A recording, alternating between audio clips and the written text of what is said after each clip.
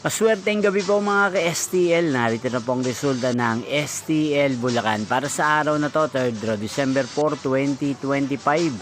Araw ng Huwebes. Naway ang mga natayaan niyo po mga numero kanina ay manalo nawa ngayong gabing ito, 8 PM. Kaya't kunin niyo na po ang inyong mga ticket. Narito na pong resulta. Ang mga numerong nanalo sa STL Bulacan ngayong gabing ito, December 4, 2025. 8 PM third draw result 26 at 5 in exact order. Again 26 at 5.